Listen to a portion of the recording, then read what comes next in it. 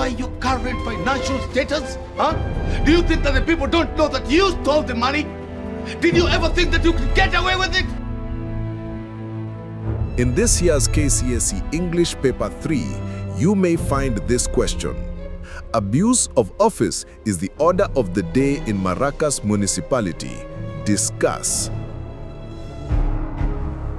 Most leaders in Maracas take advantage of their positions in authority to advance their selfish interests. This is what constitutes abuse of office. Misuse of power is displayed by Inspector Bembe, who uses his office as Inspector of Police to come and threaten and try to coerce Nicole into removing negative information about the mayor from the Samaritan. The mayor colluded with the Inspector of Police, Bembe, to interfere with the rights of Miss Nicole by trumping up false charges against her. They misused the state resources, the police, to come and try to cover up their illegal deeds. Did His Worship the Mayor come to talk to you yesterday? Yes, he did. And did you do what he told you to do? No, I didn't. Do you know that we all have a legal and moral duty to obey our leaders? Isn't it criminal to disobey the mayor? I have an obligation to do what is right, not to obey blindly. Leaders must not ask us to do the wrong things. Well, Nicole, a wide range of accusations have been forwarded against you. I'm here to arrest you and arraign you in court on Monday. We will let you know the offenses you've committed at the police station, where you will be required to record a statement. You have the right to remain silent. I'll tell you what. Whenever you see me personally involved in an arrest, just know that it is a serious matter, as serious as death. And you should be afraid, very afraid. I am not guilty of anything, and I refuse to be intimidated. Woman, show some seriousness. This is no laughing matter. Are you willing to talk? About what?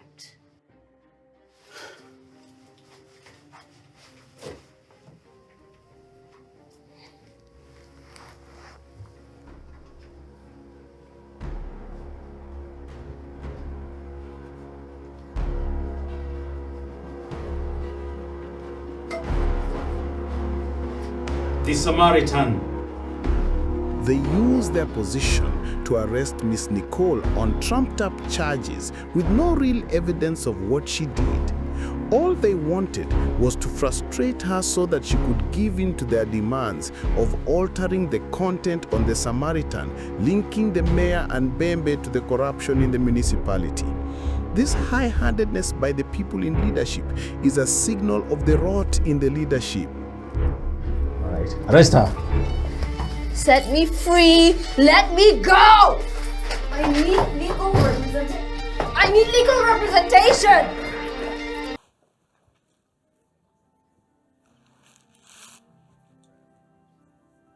Together? What do you mean we're in this together? Are you saying you have no skeletons at all?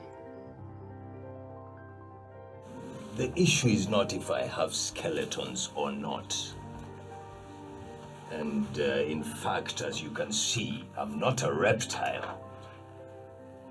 But quite so often in life, what matters most is not what you do, but how you do it. You can fly into forbidden territory and still get away with it, provided you do it below the radar. What is that supposed to mean? I went to school.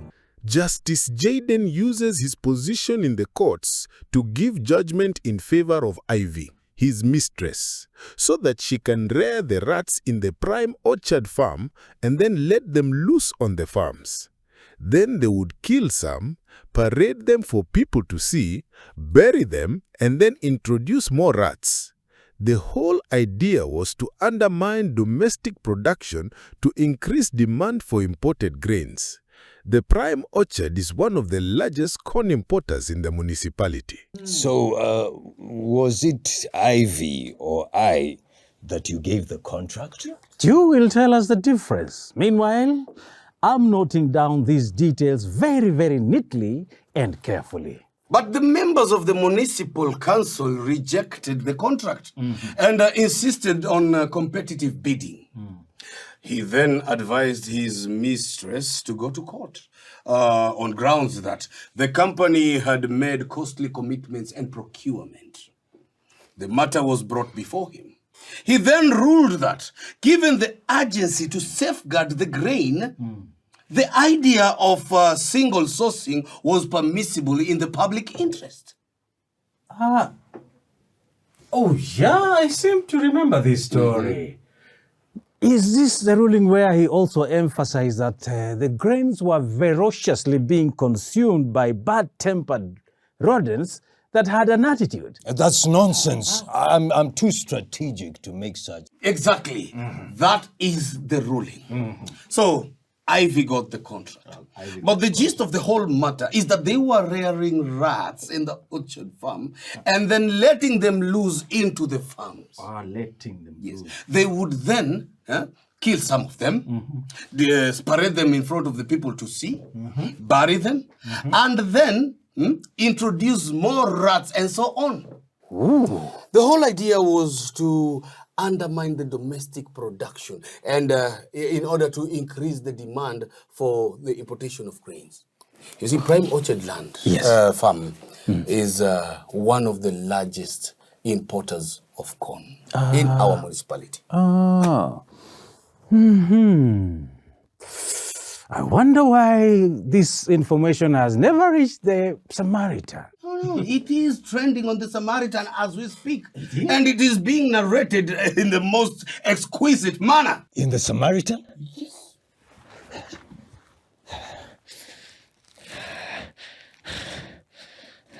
You must be behind it. Continue. I don't want to miss a point. I want to file a watertight case. The opposition chief, Mr. Basdeo, and my deputy, Honorable Ramdai, got to know about it. They threatened to expose what they were calling the Rodent Gate affair. Rodent Gate affair. Ivy gave them some dollars. And to make sure that they never speak, she even added them as shareholders in the Prime Orchard Farm.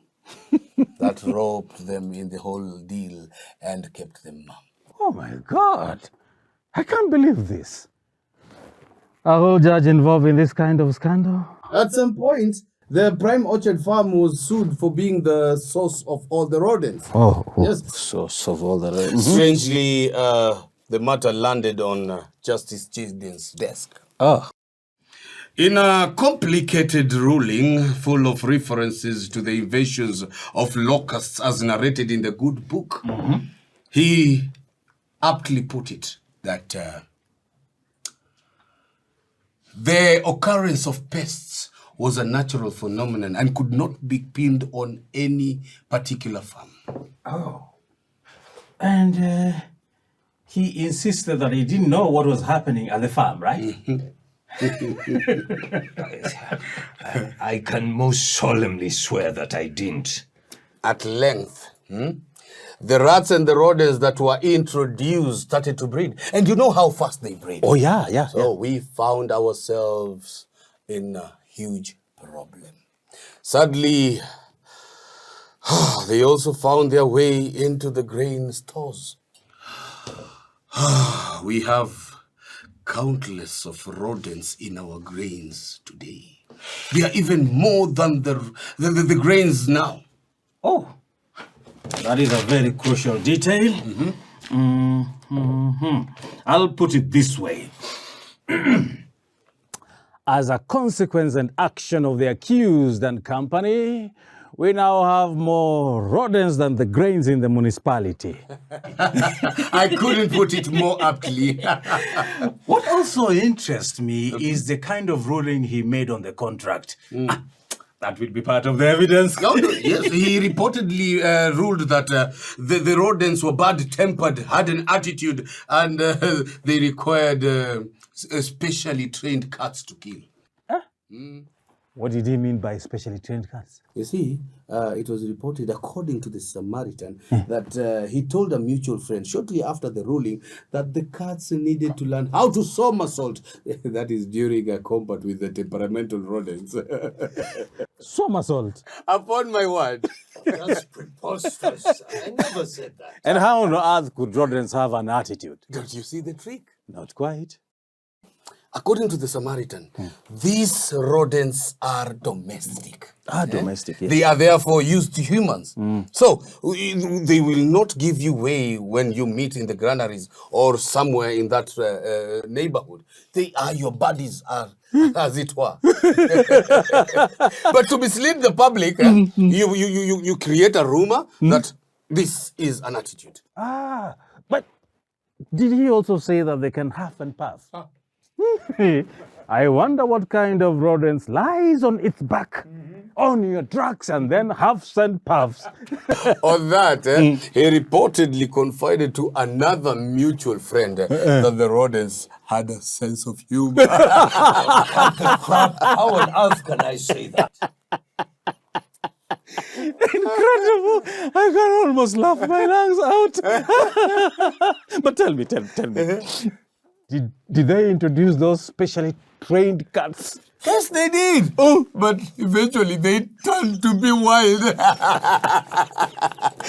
They were such huge, hairy brutes. There was nothing like them on earth. No one had an idea who gave birth to them and why. Do you know? They are the type of cats that don't eat rodents. They prefer chicken. Don't you think this is the worst kind of evil a judge can ever do? I don't think so. But actually, compared to the other things he does in court, introducing rodents in farms was an act of great benevolence.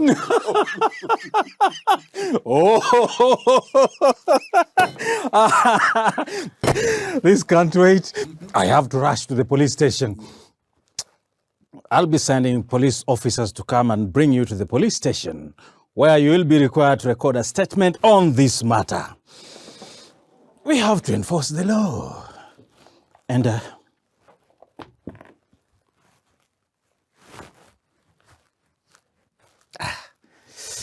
it's nothing personal.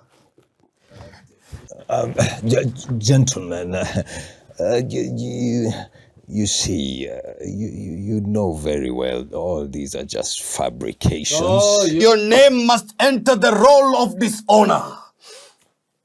This is the image of His Lordship, Justice Ian Jaden, the lowest wretch that has ever sat on the bench of Maracas municipality. This is how you will go down in history. Wait, gentlemen. What we can do is but you still can't intimidate me so easily. At the police station. No, what I meant is that, of course, you're playing dirty because you want us to be together in this mess. It's okay. We can deal. And look, all I'm saying is that we must be strategic. That's what I've been saying all along. Your worship, sir. Should we give him a chance? I can only do that on one condition. That you convict Honorable Basdale and Honorable Ramdai for their involvement in the grain scandal. And that you will also jail Honorable Seymour and Honorable Ted for supplying air to the Maracas Municipal Council. Those thieves must be kept away. And the lawyers acting for the Maracas Municipal Council will lodge cases in your chambers tomorrow morning. You have to work on them expeditiously. So not only did the mayor and the inspector use their power to harass civilians fighting abuse of office, they used it against other officials who posed a threat to them. What are the other instances that prove abuse of office is the order of the day in Maracas municipality? Comment below and join us later for the second part of this episode. The rats and the other rodents. How on earth did I get into this? Yes, I did it. It seemed the normal thing to do. Everybody else was doing it. Using public office to amass wealth for oneself. I did it too. Litigants paid me money to determine cases in their favor. It worked and I accumulated wealth. I danced the dance of our time. I looked forward to retiring soon so that I can enjoy the fruits of my labor. Look now what it has turned out to be.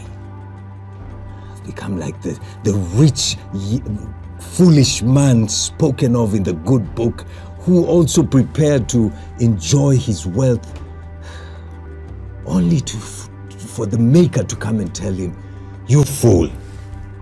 Can you imagine God calling you a fool?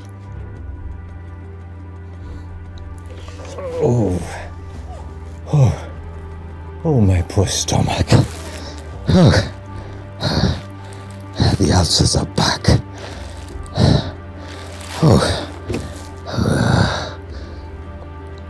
And I'm now beginning to catch the smell of rats.